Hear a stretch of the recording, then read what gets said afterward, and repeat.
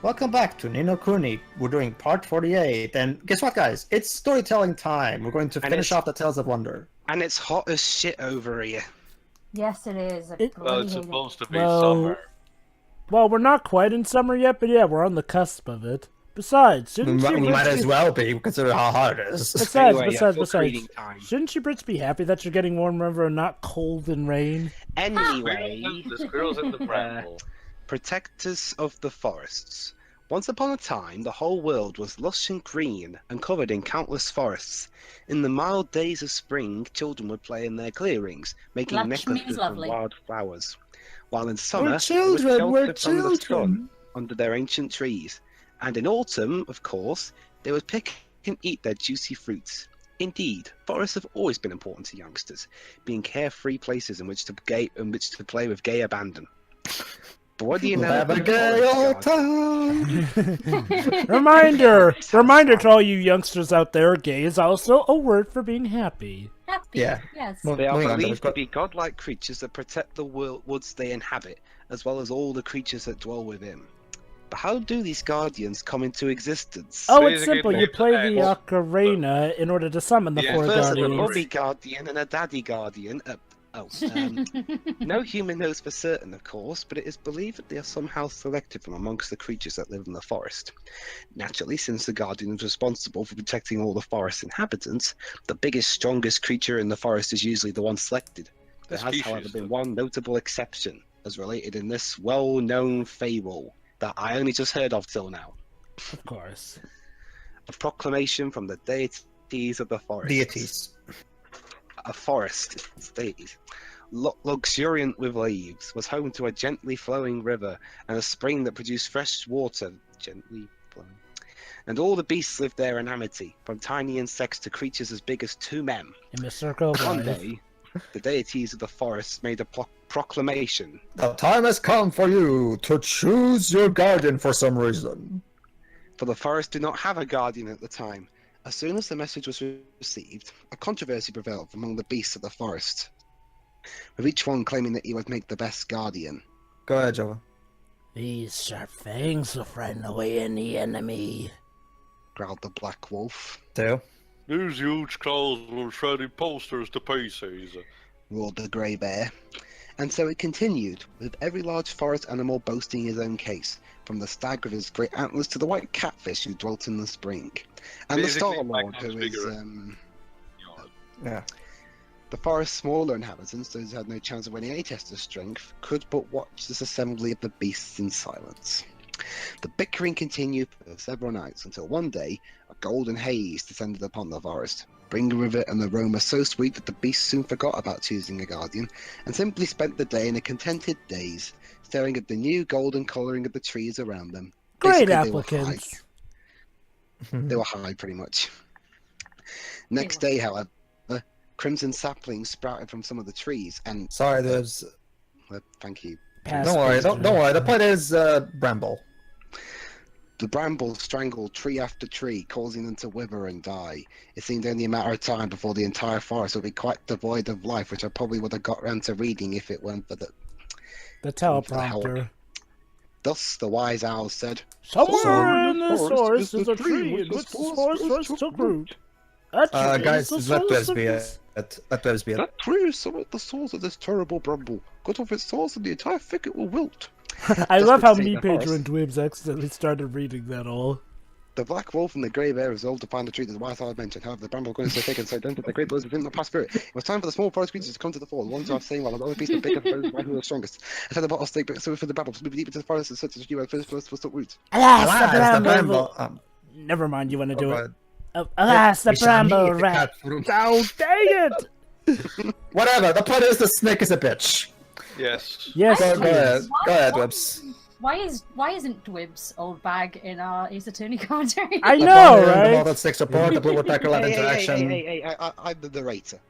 Go ahead. We have a usurper. Blue Woodpecker. The point is, all the animals tried, but they killed Kuni because we were pussies.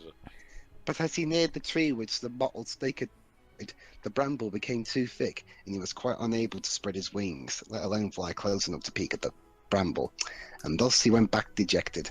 That was when the field mice and squirrels rendered their assistance. Also, Kapora Gabora, what are you doing here? Would you like to listen to that again? No, thank you. Oh, but that song was so amazing, guys. Stuffy front teeth of... If you wake the windfish, the entire world that you're in right now will deserve for an incredibly depressing ending. Squeaked the field mice. And the fish will leave you, by the way. But the brown goes all the way to the tree. Observe the squirrels. Observe the squirrel. Hey, Pedro, whose tub are you trying to take here? Dang. Well, you weren't reading it, so I kind of did it for you. He was reading it, actually. Pedro, are you... This is going to be the most clustered part of the whole playthrough. Yes. Congratulations, fellows. And lady. Can you truly climb so high? The field mice had to concede that they could not, and so it was the squirrels who set off to cut through the bramble that surrounded the tree and had been the first to succumb. The squirrels! The squirrels soon reached the tree and scaled it with ease. In no time at all, they were nibbling at the bramble and making light work of cutting through it. No sooner had they begun to chew their way through the bramble than large parts of the thicket that covered the forest fell away and withered. And so the squirrels decided to continue nibbling until the tree was completely free of the bramble. Yay. Alas, the bramble contained poison spores, and the squirrels who swallowed them soon felt the effects and fell, lifeless, to the forest floor. Aww. And yet this did not deter the other brave squirrels, who had resolved to rid the tree of the bramble and save the forest at any cost, and each of them continued to chew, and that's why squirrels are extinct. There's a picture, and here's a picture of it. The last of the That's bramble... charming. Yeah. Dang. Notice my Pastor- direct. Man. Squirrel from the tree, dashing its head upon the ground. The squirrels had saved the forest at the cost of their own lives. When the black wolf and the grey bear were finally able to wade through the dead bramble, they came across the bodies of the dead squirrels and let out terrifying cries. The squirrels died for our sins. Past Pedro was a dick to current reader Dwibs. Ding! Yes. The Guardian, as Animal's cries rang out, the squirrels' souls floated from their bodies as pure orbs of light. Oh, yeah. The black wolf and the grey bear watched in amazement as the orbs floated into a hollow in the tree, bringing it back to life. Wake me up. Deities of the forest had spoken. The squirrels were the forest's true guardians. Though they were among the smallest and weakest of the beasts, their courage was greater than all of the largest creatures. Size has no bearing. Oh my. That's the moral, kids. Yep. If you see a big monster, hope you're small. Oh, the flying machine. Oh, this is awesome. The flying Come, machine. Here we go. Josephine, in my flying machine. Aunt Josephine.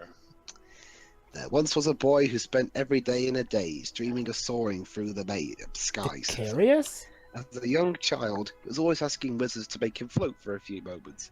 A delightful experience, but he himself was no good at magic. Since he also hated lessons of all kinds, there was really no hope of him becoming a wizard. Slacker! But still he dreamed of being able to fly. Nothing could make him give up on his dreams.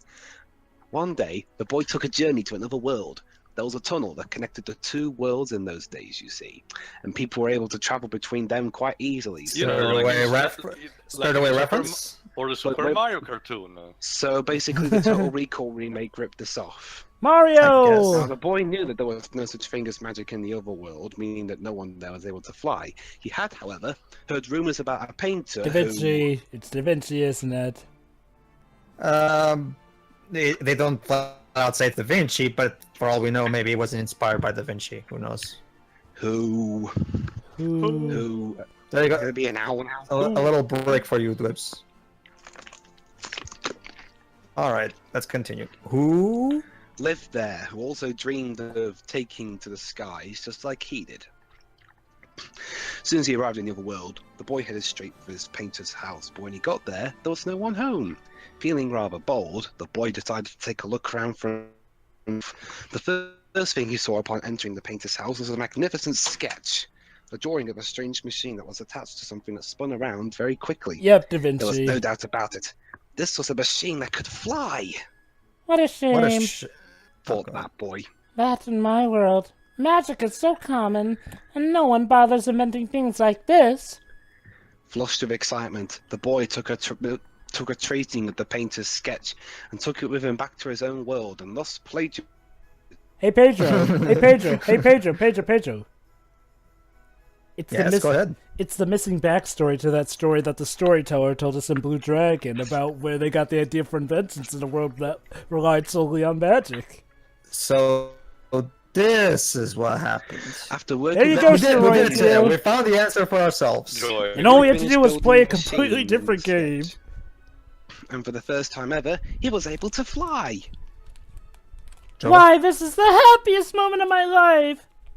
Thought the boy with a big grin. Even though it was only for a few seconds at a time, he was finally able to live his dream. Hey, at And least then he didn't crashed. die like Daedalus in the story. A short while after he finished building the painter's flying machine, Actually, a that's sage Icarus. visited the boy and Icarus. spoke to him very grandly. Also, Joy. You must dispose of all knowledge gleaned from the... Jova? But why?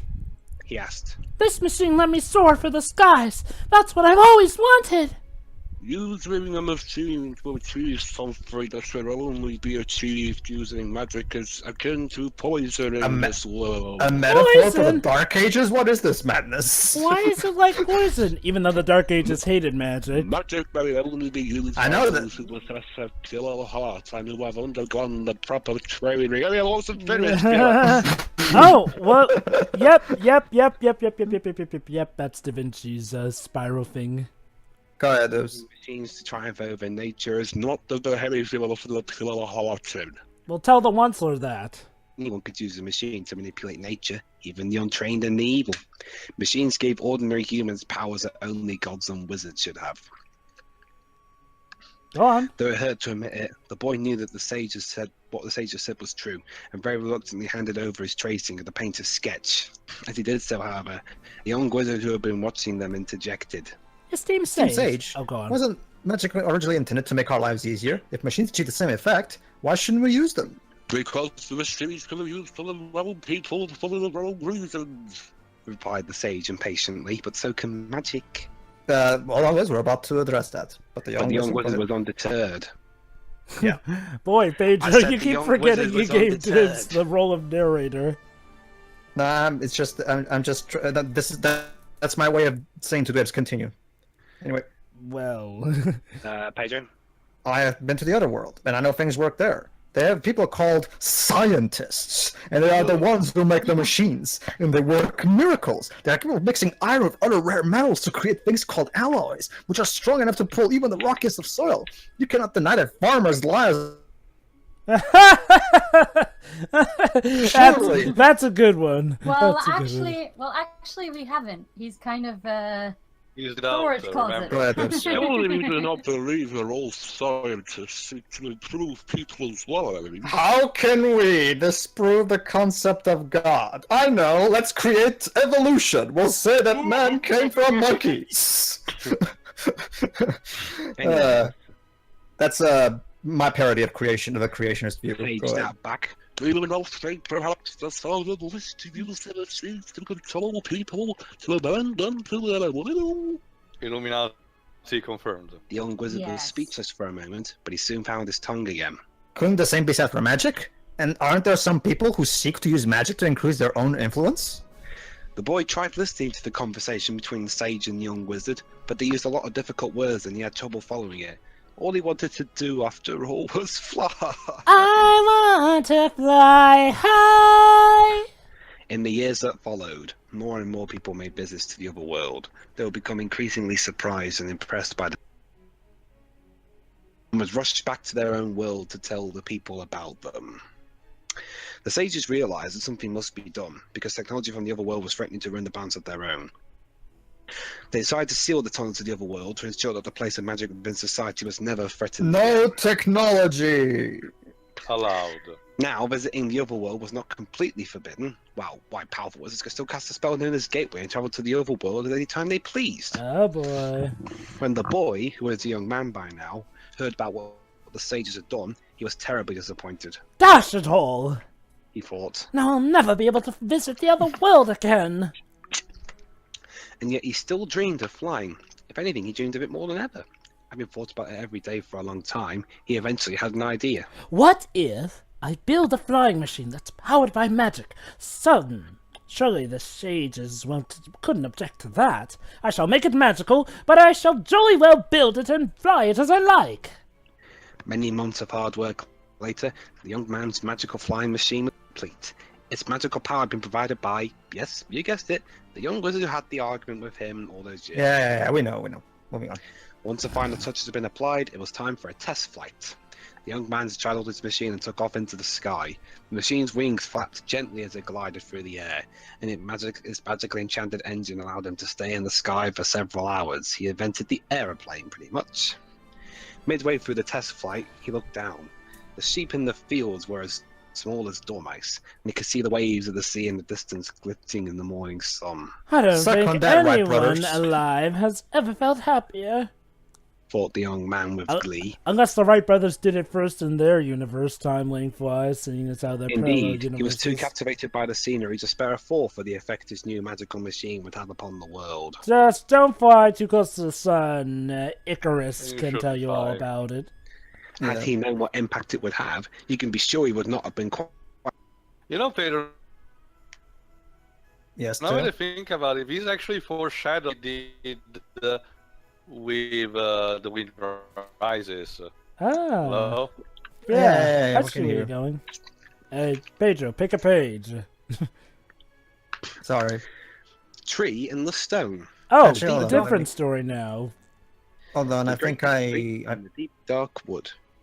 Oh wait, hold on. I don't remember. It was a long time since I recorded this, so I might have missed it. Yeah, I think I probably Weird. missed. And I thought that flying story had a No, payoff to no, it no. later. No, it did. It did. Basically, the sages didn't like it, but he showed it to them and he convinced them, and it was awesome. And then everybody it all lived happily ever after. Yeah, that's Yeah. basically. The deep dark wood eventually Yeah. brought again northern part of the continent or something like that. Some beautiful crystal waterfalls inside some mines. I had forgotten about how this was incomplete. Should have recorded it. The hope of greens Yeah. over time from all five hours. It was to enable to the world's elder, but those officially exist. Because basically, it mentions how that flying machine had an impact. I feel like there's a part where we're actually supposed to There find is. out There about is. the I skipped it sadly. Fuck me. Pass, Anyway- Pedro. That's what's a shame. Don't worry, do it. Basically, what's happening here is we're telling the story of how Old Father Oak and the Telling Stone. I in the beginning feel of the like game. we've seen this one before. Actually, no, Jova. Well, No, we haven't. maybe it's I just mean, my deja There's vu. nothing unusual about. There's nothing unusual about a motorbike flying through the. Sorry, wrong book. About the tree that became known as Old Father Oak when his first green shoots emerged from the ground many centuries ago. The tree grew as all trees grow year on year, his branches reaching upwards in search of sunlight, and his roots thrusting downwards in search of water. Oh. Hondo, you're still a young sapling. He was dug up by a group of humans, and a large stone was placed beneath him, just below his roots. And he was then replanted on top of the stone, and a hole around him refilled with soil. And the humans recited an incantation and drew a rune, and when the ceremony was over, retreated from the forest. Now, the presence of the stone made life difficult for the young tree. No matter how hard he tried to stretch his roots, the stone meant they simply could not reach any further into the ground. After several days of trying, the tree was about to give up when all of a sudden the stone started speaking to him. Tell me, what can you see from up there? Pray tell me what you can see, for I am an ordinary rock. One day I shall be magical stone. A great and very important one, too. The tree was Right. very surprised to hear the stone talking to him so casually, and not a little vexed. I mean, after all, if he's talking, it's already a magical stone. That's a good point.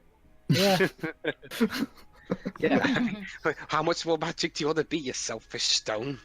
I Yeah. want today talking. Tomorrow, He don't just want to worry. I want it You just all want to be about something it, more. I want it. And And, here's the drawing. There's There a it stone is. right there. and why should I tell you anything? You do nothing but get in the way of my roots. The tree uttered these words much to his own surprise, for he had never been able to speak before.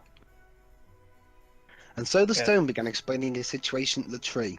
It appeared that in order for the stone to become a magic stone, even though it was, he had to be placed beneath the roots of a tree, chanted in a special ceremony. And so, as the tree grew older and wiser, he would impart some of his wisdom onto and allowed the stone's own magical power to develop. The tree's ability to talk was simply one of the things he'd learned as he'd grown, and the stone had learned this from the tree. There you go, Dwibs. He learned to talk. But he was already talking. Armed with his newfound talent, the tree began talking to the birds and the fairies and the other forest creatures, and upon hearing their tales of the outside world, developed an insatiable desire to travel, to leave the spot to which he was rooted, otherwise it would uncover a huge plot hole. And so he began pulling at his roots until cracks appeared in the ground.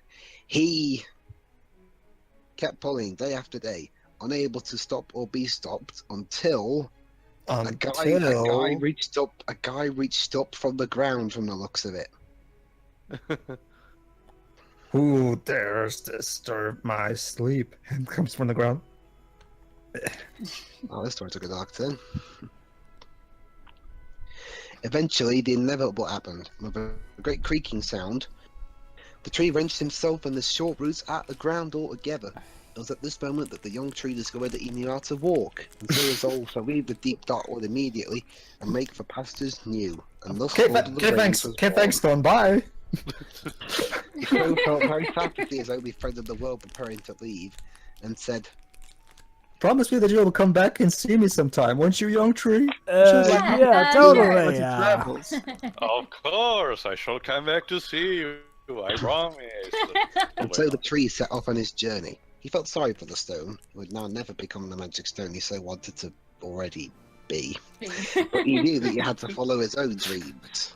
But don't you see this? He wants to be more than magical. He wants to. Don't you see? You gotta have your sign on the door. You want the world, nothing less. All the. Go ahead, The old tree's journey allowed him to acquire great wisdom. Every time he encountered perils or monsters, he would simply stand stock still and pretend to be an ordinary tree. Because So the predator comes sniffling, the young tree would wait until it was very close before swinging his branches violently, giving the creature a terrible fright and suddenly get scuttling away in fear. He womped it like a willow.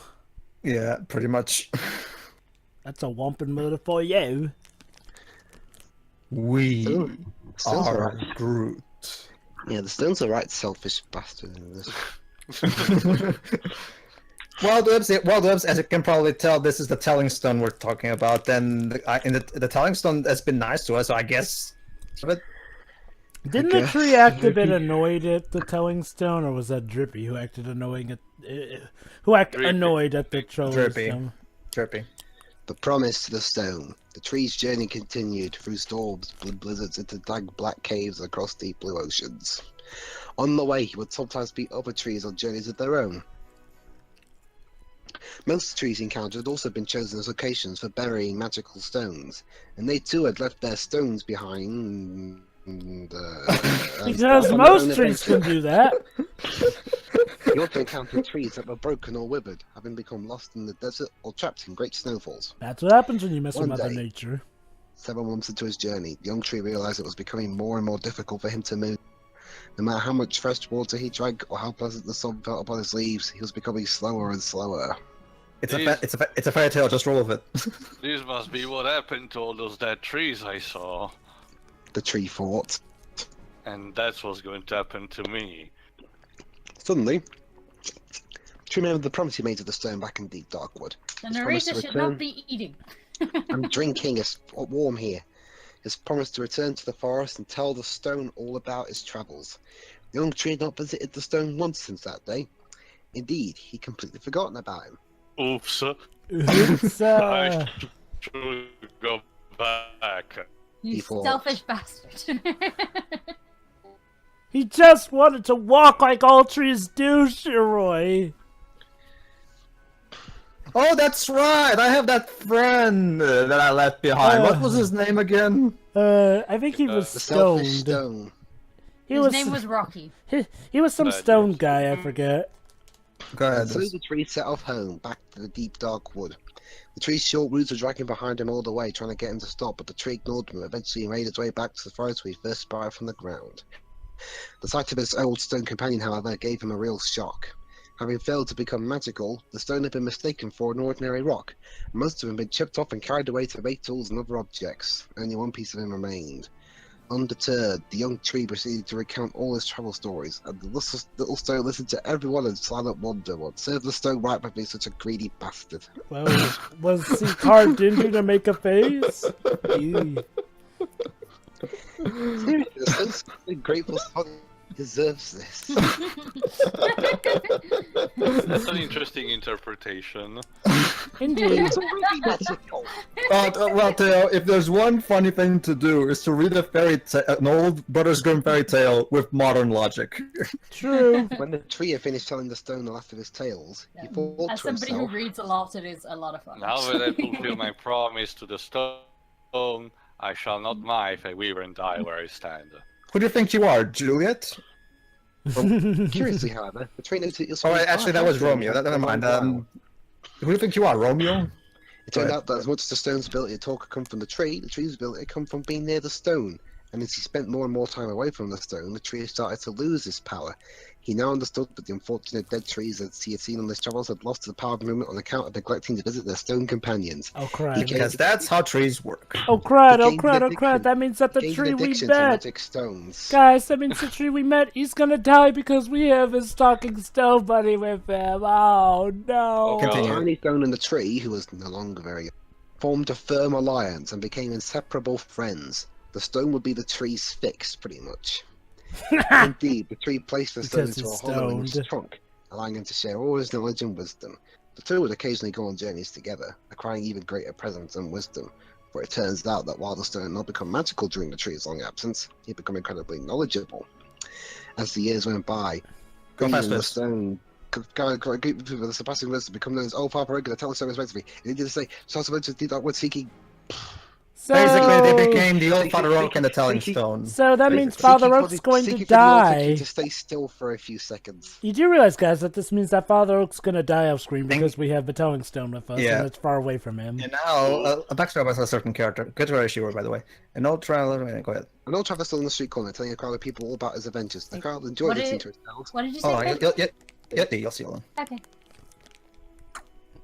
Go ahead, Dibs, go ahead. What is the most incredible thing you've ever seen? The old traveler thought for a while and answered. Let me tell you about a book I know. I was traveling through some truly inhospitable terrain, a jungle so thick that no light passed through its canopy, located in the foothills of a steep mountain range. I was certain that I was the first human to set foot in the place, until I came upon a notebook. Imagine my surprise when I looked inside and saw it was a young girl's journal. I became obsessed with it. I couldn't stop thinking about this little girl, and what had happened to her. Listen to these entries. Did you ever hear of a tale so wondrous as hers? The young woman's journal. Yes. This that's is she the right most there. exciting thing, people. A woman's diary journal. Also, this guy just found the diary of a girl and immediately gets obsessed with it. Alright. Charming. Oh, yeah, I forgot the different Ah, fonts. Go ahead, ah. Job. Go ahead, Dibs. Your little girl voice. I wonder where you've gone. I've been looking for you all this time, but I can't find you anywhere. Passing through a village today, I heard some people talking about you. They described you a little differently from what I remember, but it was definitely you. They said you were heading north, so that's where I shall go too. I don't believe it. They say you've thrown yourself into some kind of swamp. Something called the Meisner Marshes. Yes, Oh. Why my would you do horses. such a thing? What am I going to do now? I finally found someone who could tell me about Meisner Marshes. Miasma It does Marshes, all Dibs, by sound the way. good, but I can't read the rest bit. That's okay. That's okay, little girl. You can take a break. Wait a little bit. Yes, you really yes, have to yes, think my- good about it, yes. right? Yes, my sudden twin. Yes, my sudden twin sister. Go ahead. And then what am I, your It triplet? doesn't sound good. No, you're my cousin. It seems that those who gaze at the marshes are lured towards them by the evil spirits who reside there. Oh, cool! They prey on those who are being overcome by despair and compel them to throw themselves in. Is that what happened to you? I finally understand the mystery of the Meisner Marshes. Well, I know what I have to do. So you're telling me that this is... miasma, actually, cousin. I wasn't aware that this took place in the same universe as Samurai Jack. It all makes sense. It's all connected. Don't you get it, Dibs? Connected. Yeah, Don't you see? This is connected to Samurai Jack, and so it's also connected to Ace Attorney because it's connected to Layton, and that means because of the level 5 stuff, it's also connected to Blue Dragon, which mentions a storyteller, which is connected to Final Fantasy XIV because of the different Final Fantasy elements, which is also connected to Final Fantasy IX thanks to Sakaguchi. That guy used to work for MadPat to do that terrible show that tried to connect everything like this. What, you mean the Game Theory show? Yeah, there was this guy, I forgot, it's a guy who used an avatar as a generic guy with glasses and everything, and had this show called Crossover, which didn't last for like 2 episodes because everyone destroyed it in the comments. Try this. Last night, a traveling wizard told me that people in this world share a soul of a person in another world. These people are called soulmates. According to him, soulmates' lives are intertwined and affect each other. By throwing themselves into the Meisner marshes, however, people can cut the bond that links them to their soulmates, allowing their hearts to be consumed by evil. Those who have done so are beyond redemption. Even releasing the evil from their hearts and reconnecting them to their soulmate does not bring back the person they once were. Which explains why he was still evil. Well. Something important. I need some time to think about what to do next. So there you go. We're literally watching Alicia's backstory. Or reading about it, rather. Okay, be honest, guys. I swear I sound more girly than Shiroi. No, No, you don't. You don't. Yeah, You do not. Thank God. Thank God it wasn't, my throat wouldn't survive. When it comes to sounding girly, you, me, and Shiroi are the best. You'll get that joke when we get to Well, Shiroi is the big advantage. Mm-hmm. Yeah. Yeah. Because Yeah. I'm pretty sure I'm a girl. Are you a boy or a girl? Or are you both? I can never tell. Shiroi, are you a boy, girl, or both? Are you a boy or a girl? Pokemon is discriminate towards hermaphrodites. Jova? How dare we? Yes. Yes, Shiroi? You're a squid What? kid. I'm a squid. Oh. What? You're a squid from Harry Potter? No, Squid Kid. Oh, we meant Squib, those people from Harry Potter. Alright. Anyway, Moving back on. to the story. Yeah, last part of a dialogue. It is decided. I must become a wizard. It's the only way I can save you. Cousin is not a witch. It's been several years since I last wrote in this journal. I'm a great sage now, Guess it capable of sounded breaking early. time itself. I decided to go back and rescue the Ever You. I'm going to take good care of him, right from the very start. I'll never be able to return to this time, but I will not regret this. In the Ever World, I'll find the flowing soul to which you were once connected, and I will absorb it. That soul will be reborn as my own child, and while There- I so stay there in you my go. Oh guardian my! So that's how there they. you go. So that's how There they you go. cause. Turns out she married his soulmate. So that's how. So that's how they consummated. So there you go. So Shadar was fanfic writers, Oliver's get to father. work now, Shadar and Alicia fanfiction. Anyway, Get to work, fanfic writers. Dwebs, I Pedro, think this is that. starting to remind me scarily of that Avengers number 200. We're setting out on a journey. A journey to acquire the life that I Dwebs, need I in order think to she's save supposed you. to sound older at this point, by the way. So since there you know go, she's that's old the enough to have one- a kid. So there you go. That's the one indication we get of who Oliver's father was. That is the least I can do for you after what you did for me. Sorry, my voice is a bit. Yeah, basically all this, for those who don't know, in that number, Miss Marvel, basically, which is now Captain Marvel, Carol Danvers, for reasons that I will not even try to start telling right now, becomes pretty much pregnant with her own child from the future.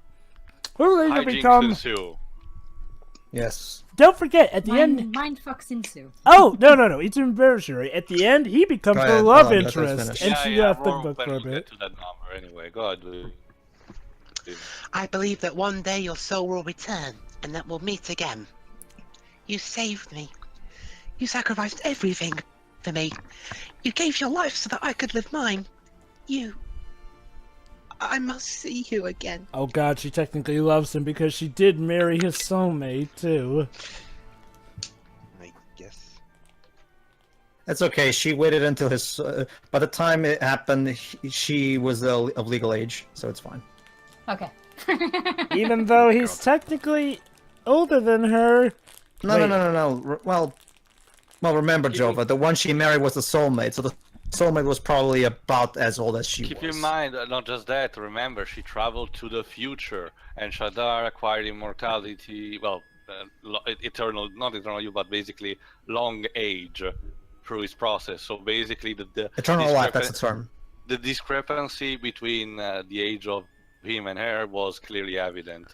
Well, So what hey, we well, learned- hey, what we well, learned hey. today- Well, hey. Maybe he was older than her, but the discrepancy wasn't that bad. You know, sort of like if say Esther. There's more. Yeah, go After ahead. the old traveller finished reading the journal, the crowd that had assembled before him stood silent for a long while.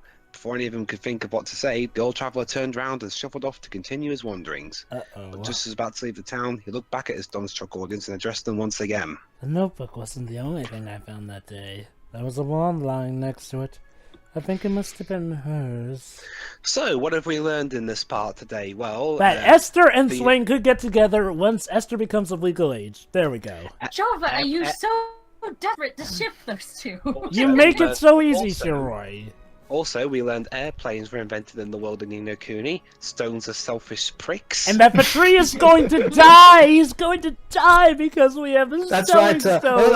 If you guys don't remind us, when we finish the Deep Dark Wood, that old Varro specifically told us, and by the way, be sure to visit me once in a while, because I'd like to hear about your travels. And we never Oh went no! back. So That's for- why he wanted for- us to visit for- him because we have the Telling so for all we Stone. know, so there you go. We killed the old Oliver father. is a Old father. monster. What have I done? It's okay. It's okay, Dwibs. Fortunately, JRPG logic means that he will just stand there with time stopped for some reason. But it because depends, JRPG. though. It depends, though. Are we ever going to see him again? You can go back and you can. No. Actually, I mean, yeah. in this playthrough, though. No, in this playthrough, no. Then for all we know, he's dead. Everyone is dead, Dave. Congratulations, Joe, you're a murderer. Actually, that would be me since I'm the one playing the game. Yeah. Nah, the Power Rangers are bigger murderers, as we saw from that recent game. That is a great job, and Shiro, to give you guys an idea, we recently did a Squirm Quickie of the Power Rangers Mega Drive game, and it ends with the Rangers using the Ultra Zord to literally destroy the Palace of Rid and kill everybody in it. Right. No, I'm not kidding, actually. Okay, folks. I don't remember anything like that in the Power Rangers ever, but okay. Super Sentai Shiro. Anyway, see you, everybody. See ya. See ya.